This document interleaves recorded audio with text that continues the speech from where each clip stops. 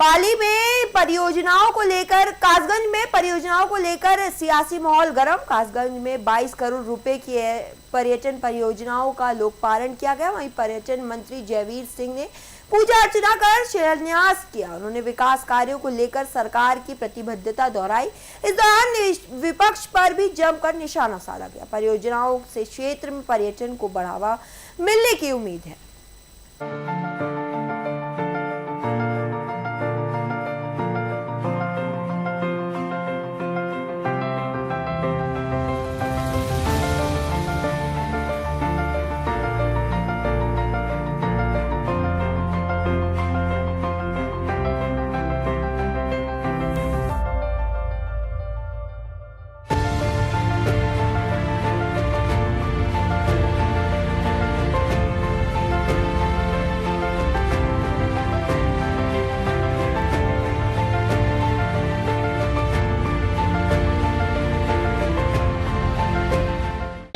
मंत्री यहाँ सोरो में आए हैं, जो कितनी योजना को आपने शिलान्यास और लोकार्पण किया है?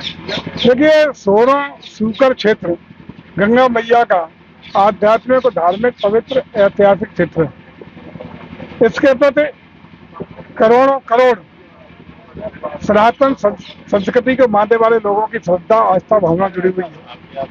इसका समुचित विकास हो सके, यहाँ पर्यटन विकास के लिए जो जो संसाधन अवस्थापना सुविधा हो सकती है, उसी के क्रम में आज 22 करोड़ 22 लाख 22,000 रुपए की परियोजनाओं का लोकार्पण और शिलान्यास का कार्यक्रम संपन्न हुआ है। तो एक निश्चित समयावधि के अंतर्गत इसको पूर्णता करने के निर्देश भी संबंधित कार्य संस्था को दे दिए गए हैं। ये सभा द्वारा लगातार जो नेताओं और सांसदों द्वारा ब्राह्मणों के खिलाफ और जो है मुख्यमंत्री प्रधानमंत्री के खिलाफ टिप्पणी की, इसको क्या कहेंगे? असली जो आचरण है समाजवादी पार्टी का, वो प्रदर्शित कर रहे हैं। कोई बुराई नहीं है, उनका आचरण यही रहा। जब जब ये सत्ता में रहे तब तब जंगल राज, तांडव, गुंडई, अराजकता, गाली गलौज, यही तो इनका मूल चरित्र है।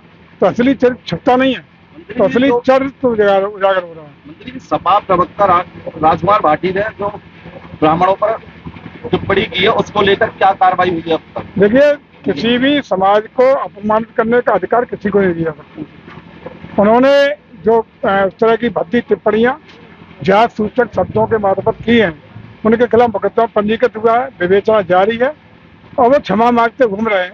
लेकिन पुलिस अपना काम कर रही है, विधिक कार्रवाई जारी है। प्रधानमंत्री जी ने अपील की है कि सोना 1 साल तक सोना ना खरीदना पीने के लिए, लेकिन और आज डीजल और पेट्रोल के दामों में बढ़ोतरी हुई है, तो उसको लेकर क्या कहें? देखिए, जो विश्व के हालात हैं वो एक देश के लिए नहीं, पूरी दुनिया को प्रभावित कर रहे हैं। उससे कोई भी देश अछूता नहीं है।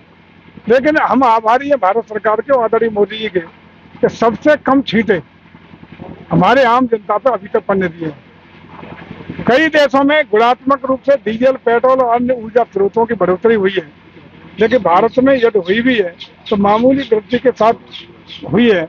और पूरी सरकार और सरकारी कंपनियां अपने ऊपर उस घाटे के बर्डन को लेने का काम कर रही हैं।